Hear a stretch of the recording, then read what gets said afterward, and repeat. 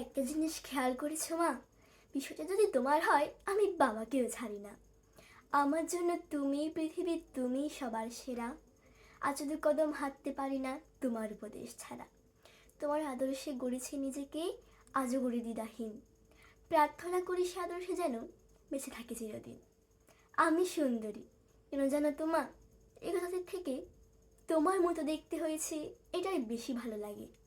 তোমার মতনই শাড়ি ভালোবাসি, 3 বেলা ভাত খাই। তোমার মতনই কাজের ফাঁকেতে আনমনে গান গায়। গ্যাস কমিয়ে মাংস কষাই, তবু তোমার মতো হয় না। কেন জানো তোমা? তোমার হাতে রান্নার সে গন্ধটা পাওয়া যায় না। তোমার মতনই জোড়া বুড়ো রাখি, এলো খোপা করি চুলে। এত কিছু করি শুধু তোমার মতো হতে চাই বলে। বেশ ক বছর আগে আমার শিক্ষা দেবে বলে নারী নীতি বলে একখানি বই কিনে দিয়েছিলে। পড়েও ছিলাম কয়েক পাতা, বাকিটা দিয়েছি ছেড়ে। কিছুটা পড়েই মনে হয়েছিল কি করব এটা পড়ে। বই না পড়ায় আমার উপর বেশ রেগেছিলে তুমি, জিজ্ঞাসাও করেছ, যদিও তখন কিছুই বলিনি আমি। কি বলবো মা? কি পড়বো আমি ওই কথা কাগজের ভাঁজে? আসল নারী তো বিরাজ করছে আমার মায়ের মাঝে। জানো তো মা, ওই বইটার প্রতিটা পাতার কথা মনে হয়েছিল তোমাকে নিয়ে, তোমাকে ভেবেই কাটা।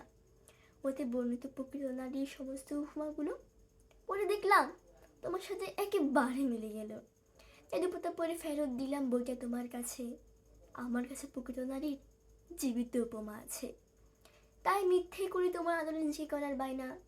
আমি আদতেই জানি আমার মায়ের মতো চাইলেই হওয়া যায় না। তোমার মতো অত স্নেহতা আমার ভিতর কই? তোমার মতো স্নেহশীলা আমি অন্তত নই।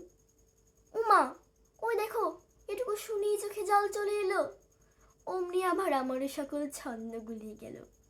যাগ্গে, ছন্দপতন ঘটক। কি আর এলো তাতে? ছন্দ ছাড়াই কথা বলা যায় আমার মায়ের সাথে। ভালোবাসি খুব, এ কথাটুকু যদিও বৃথায় বলা। তোমার হাত ধরে পৃথিবীতে আসা, জীবনের পথ চলা। হোঁচট খেয়েছি, পড়িনি কখনো।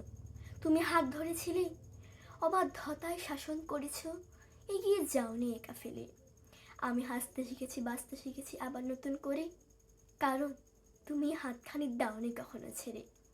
ভুল করে গেছি বার বার কত, শুধরে দিয়েছ তুমি। আর জন্ম যেন তোমায় পাশে পেতে চাই আমি।